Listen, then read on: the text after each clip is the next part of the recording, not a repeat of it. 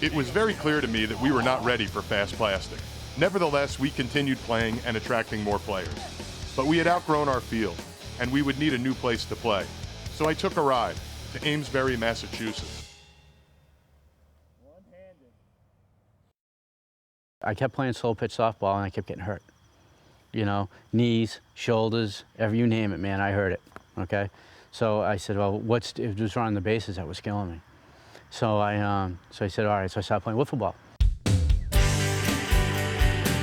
I go to Petco, and if you go out behind the outfield, they have a wiffle ball field, right? And I'm like, I gotta have this. My son kept saying, Dad, you gotta build Ebbets Field. You gotta build, not build Fenway.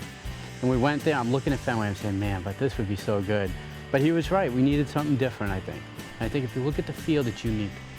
And even though like the new fields are, like they're not cookie cutter anymore, they're not unique though. I thought this was gonna be 6 weeks and done. Did not happen that way. We broke ground in late February. In May, we finished most of the construction on the field. And then we hired a landscaper. And he finished up everything sometime into late June, early July.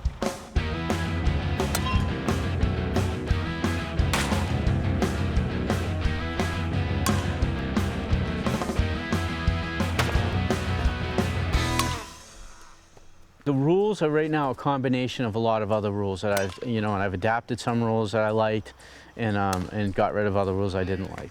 5 balls is a walk, which basically makes you have to throw a strike, you know, and then 2 strikes is an out. And then we got 4 fouls, you know, because you can keep fouling the balls off. You know, as a pitcher, you know how frustrating that can be, right? And then we wanted to get rid of the cheaper hits or the non-hits. So the ball's got to reach the pitcher's mound to be considered a ball in play. Anything caught in the air is an out. You can throw, after you catch it in the air, you can hit the box for double play. I think it's a good rule. It's got to hit the wall for a double. It's got to go over for home run, obviously. And then we got the mesh, which is the mimics Ebbets Field. That's a triple.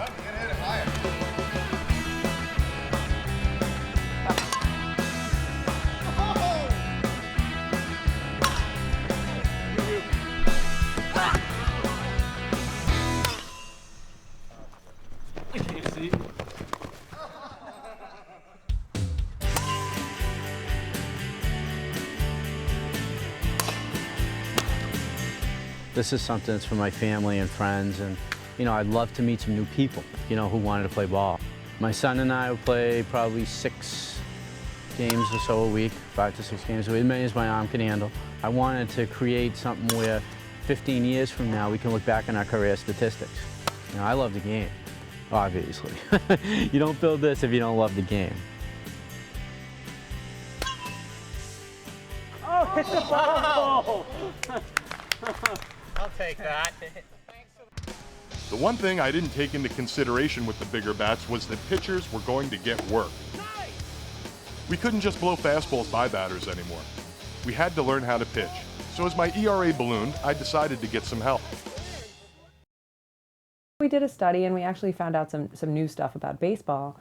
And when I was giving a talk about that work, just a random question from the audience at the end was, oh, well, you know about baseball and you have to put the spin on to make it curve. You know, when you play wiffle ball, you don't have to put any spin on to make it curve. How does that work? And I said, I don't know. And so I tried to find out.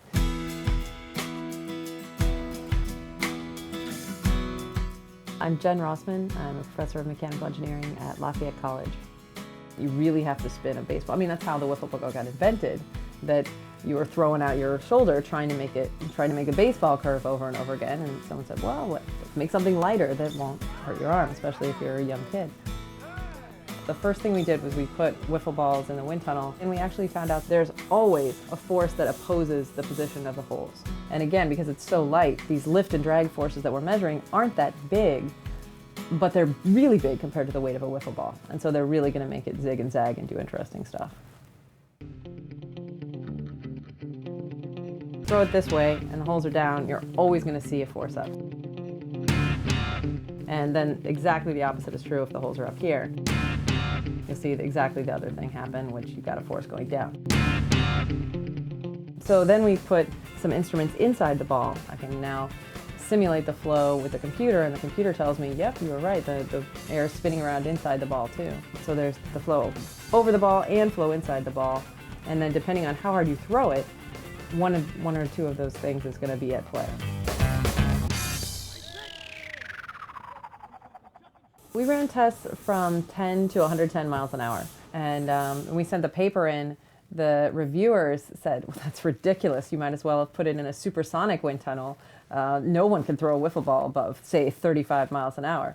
And we said, oh, and we were chastened, and we started revising the manuscript. But turns out a lot of people play wiffle ball, and some people explained to me, no, they'd seen pitches clocked up to 80 or 90 miles an hour. So I feel a little more confident if I ever run into that reviewer in a dark alley that I can explain that it's relevant.